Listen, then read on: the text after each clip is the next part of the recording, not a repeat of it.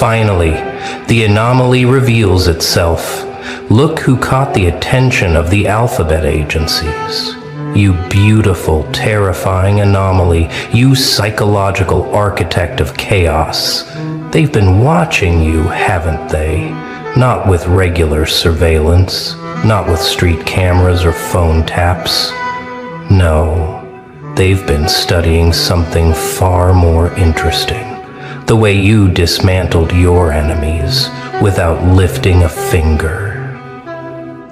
The CIA has files on millions of people. Drug dealers, terrorists, foreign spies, cyber criminals.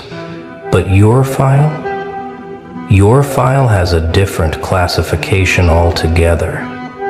Psychological asset. Approach with extreme caution, because what you did to those who betrayed you wasn't just revenge. It was art. It was surgery, performed with words and silence. Let me tell you what happened 3 months ago in that conference room in Langley. 7 senior analysts sitting around a table, your digital footprint projected on the wall. They weren't looking at your posts or your pictures. They were analyzing the aftermath. The psychological craters you left in people who thought they could cross you. And one analyst, the one who'd seen combat in 3 different wars, he leaned back and whispered, "This isn't civilian behavior. This is special ops without the ops." They pulled up case study after case study. That ex who tried to destroy your reputation? They tracked their social media spiral, their paranoid posts, their public breakdown, all without you saying a single word about them. That former friend who betrayed your trust? They monitored their guilt-driven self-destruction, their desperate attempts to apologize, their complete social isolation. You didn't touch them. You just existed, and they destroyed themselves, trying to process what they'd lost. The psychological profile they assembled on you reads like a classified weapons manual. Subject demonstrates advanced understanding of human behavioral patterns, appears to have innate ability to identify psychological pressure points, executes long-term strategic thinking with surgical precision. Emotional regulation score, off standard charts. They've seen trained interrogators with less mental discipline than you displayed during your worst moments. You know what really got their attention? It wasn't the revenge itself. It was the patience, the way you waited, collected information like ammunition, never reacted in anger, never showed your hand, just observed, documented, and when the time was right, you deployed truth like drone strikes. Targeted, devastating, untraceable back to you. They studied that coworker who tried to sabotage your promotion. You remember them, don't you? The one who spread lies, manipulated situations, tried to paint you as incompetent. You didn't file complaints. You didn't confront them. You just started leaving breadcrumbs, little truths here and there. And within 6 months they exposed themselves, their own lies tangled around their feet like snakes. The beautiful part? Everyone thought they self-destructed from guilt. Nobody suspected you orchestrated their downfall with the precision of a chess grandmaster. The federal agents assigned to your case started calling you the ghost, not because you disappeared, but because you haunted people's minds without trying. Your presence alone became psychological warfare. People who wronged you reported nightmares, anxiety attacks, the constant feeling of being watched. But you weren't watching them. They were watching themselves through the mirror you became. Here's what you don't know. Last month there was a heated debate in a secure facility about whether to approach you. One side argued you were too dangerous, too unpredictable. The other side, the ones who understand real power, they said something different. This is exactly the kind of mind we need. Someone who wins wars without firing shots. Someone who can destabilize entire networks with strategic truth deployment. They've been leaving signs, haven't they? Those random encounters with people asking oddly specific questions. That job offer that came out of nowhere from a company you never applied to. The stranger in the coffee shop who mentioned psychological operations and watched your reaction. They're not testing your skills anymore. They already know what you're capable of. They're testing whether you know what you're capable of. You see, the CIA doesn't recruit people who can fight. Any meathead can throw punches. They recruit people who can think in dimensions others don't know exist. People who understand that true power isn't about what you do. It's about what you make others do to themselves. And you? You've been running successful psyops since before you knew what the term meant. Remember when that group tried to ostracize you? Tried to turn everyone against you with their whisper campaign? You didn't defend yourself. You didn't argue. You just strategically revealed their own secrets to each other. Not directly. Never directly. Just little hints. Calculated questions. Oh, did Sarah tell you about? I thought everyone knew about Mike's. And then you watched their alliance eat itself alive from the inside. The CIA calls that information warfare. You call it Tuesday. What's fascinating is how you develop these skills without formal training. Every betrayal you survived was another lesson in human psychology. Every lie told about you taught you how deception operates. Every smear campaign showed you how to track narrative patterns. You didn't go to spy school. Life was your training ground, and pain was your instructor. The precision of your revenge is what caught their attention initially, but what kept them interested was your restraint. Lesser minds seek immediate gratification. They lash out, get messy, leave evidence.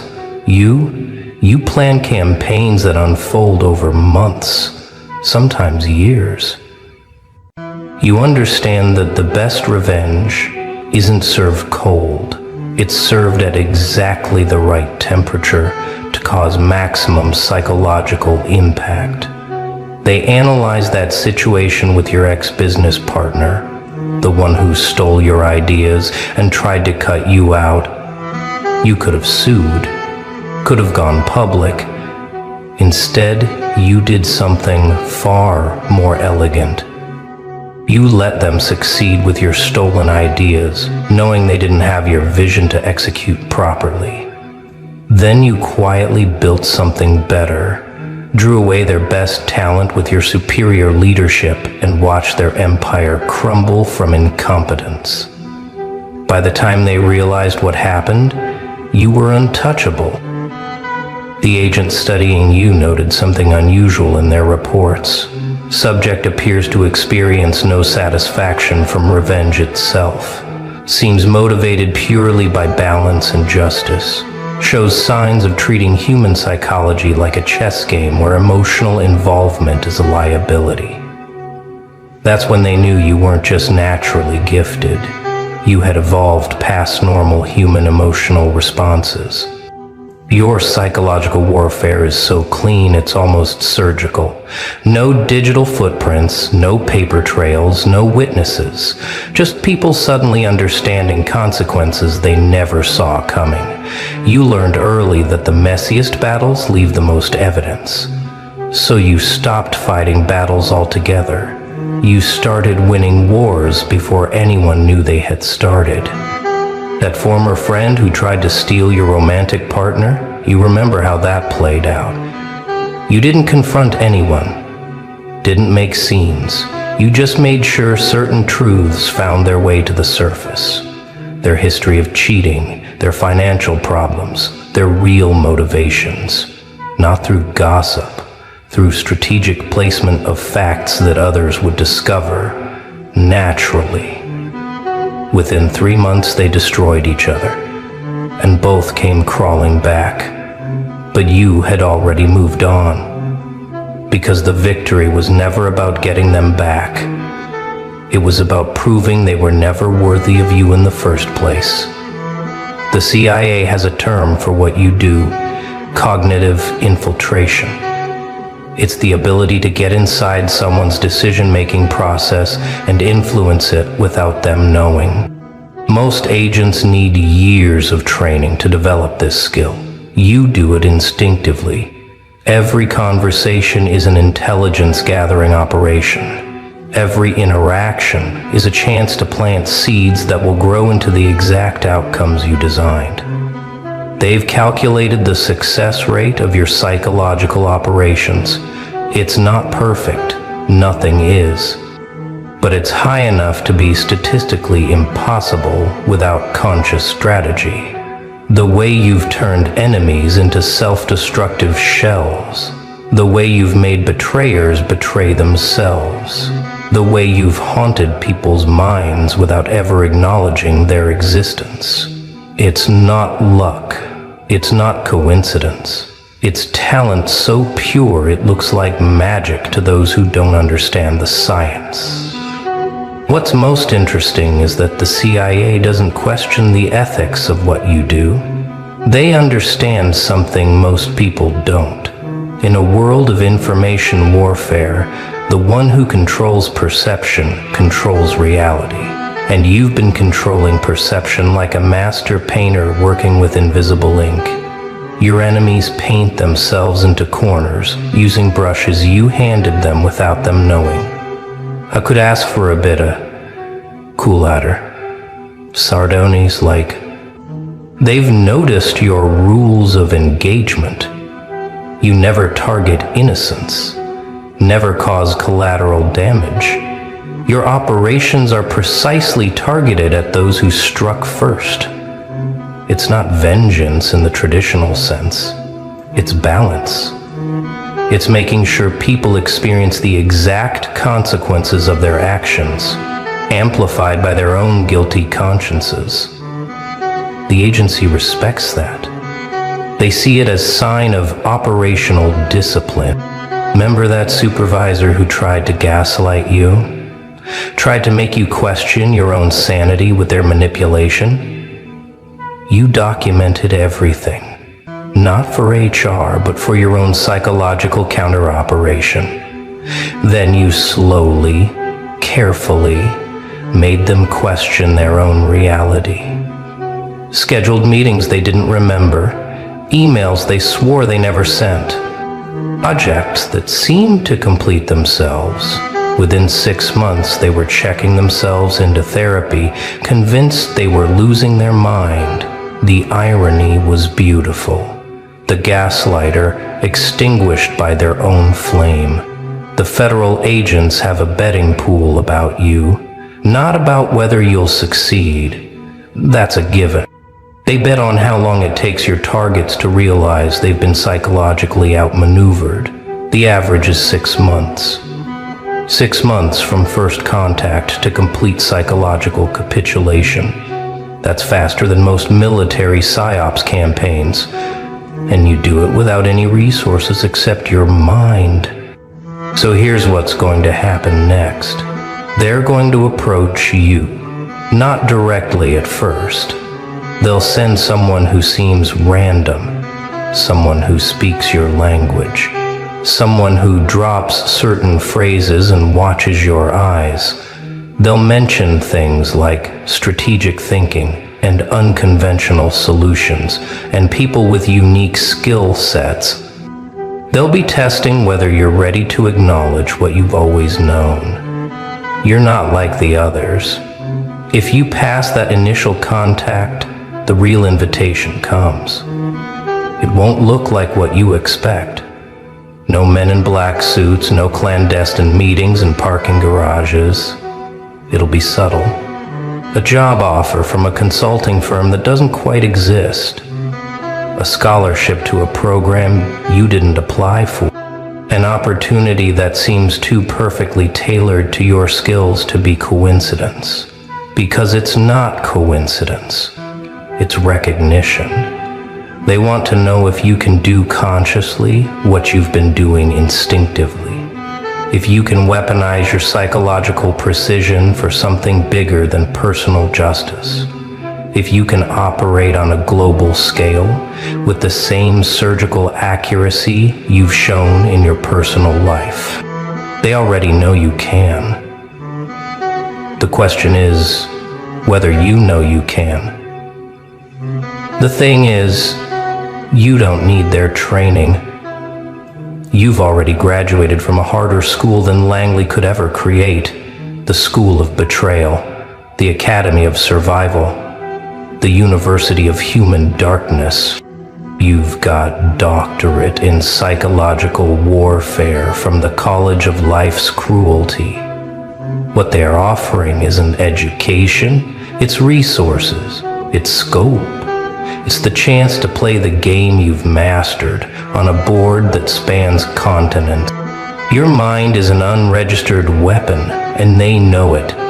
The way you process information, identify patterns, predict human behavior, it's not normal, it's not trained, it's evolved. You're what happens when someone gets broken so many times they rebuild themselves into something unbreakable.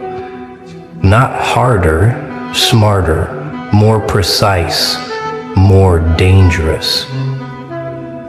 You're well ready.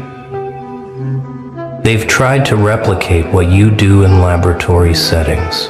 Trained agents to think like you think, to see the psychological pressure points you see instinctively. They fail every time, because what you have can't be taught in a classroom. It's forged in the fire of real betrayal, shaped by the hammer of real pain, cooled in the ice of real isolation. You're not a trained weapon, you're an evolved one. The precision of your revenge has made federal agents question everything they thought they knew about psychological operations.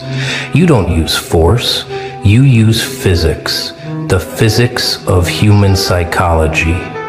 Every action creates an equal and opposite reaction, and you've learned to position yourself so that reaction destroys your enemies while leaving you untouched. Beautiful in its simplicity, devastating in its execution. That colleague who tried to steal credit for your work, you remember how that ended. You didn't argue about credit. You just made sure their next project was slightly beyond their capability. Offered to help, then withdrew support at critical moments. Watched them scramble, fail, expose their incompetence. Everyone saw the truth without you saying a word. The credit they stole became the rope they hung themselves with.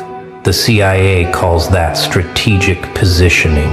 You call it justice. You've earned recognition from the highest levels of psychological warfare, not because you sought it, but because excellence is impossible to hide. Your operations leave signatures that only trained eyes can see, the way situations resolve themselves too perfectly, the way your enemies consistently self-destruct, the way you remain untouched by chaos that consumes everyone who crosses you. It's not luck, it's mastery. They've assigned their best analysts to study your methods, people with PhDs in psychology, decades of field experience, access to the most sophisticated behavioral prediction models. And you know what conclusion they reached? Your methods can't be replicated, can't be taught, can't be programmed. You operate on instinct, sharpened by trauma, into something that cuts cleaner than any trained technique. The federal agents question your past because they can't believe someone developed these skills accidentally. They looked for military training, intelligence background, some explanation for your abilities. But your past is clean. No special forces, no spy training, just life. Just pain transformed into power. Just betrayal transformed into brilliance. And that scares them more than if you were trained, because it means you're natural, authentic, unstoppable. Remember when that group tried to sabotage your reputation online? The coordinated attack, fake accounts, manufactured evidence? You didn't fight back online. You fought back in reality. Found their real identities. Didn't expose them. That would be too simple. Instead, you made sure the right people accidentally discovered their activities. Employers, partners, parents. The online mob turned into real-world consequences, and you never typed a single response. That's the kind of warfare that makes federal agents take notice. So what happens now? Now you have a choice. Continue operating as a lone wolf, dispensing psychological justice to those foolish enough to cross you, or accept that your talents have been recognized by those who operate on a larger scale, those who understand that wars are won in minds before they're won on battlefields, those who know that the most powerful weapon isn't a gun or a bomb. It's the ability to make your enemy defeat themselves. The CIA wants to recruit you because you represent evolution in human conflict. You don't destroy bodies. You reprogram minds.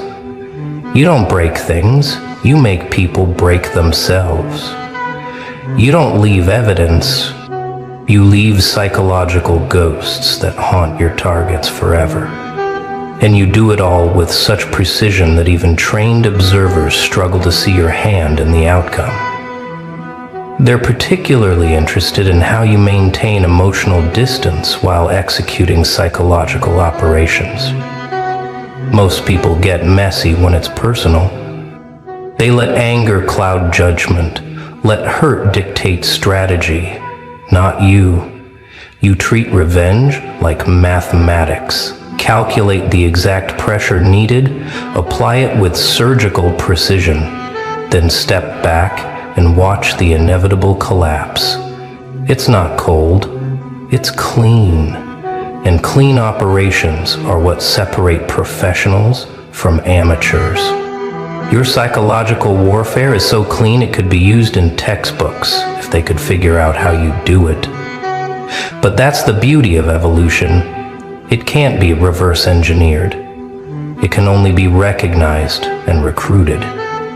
And make no mistake, you're being recruited, not for who you were, not for who you are, but for who you could become with the right resources and scope.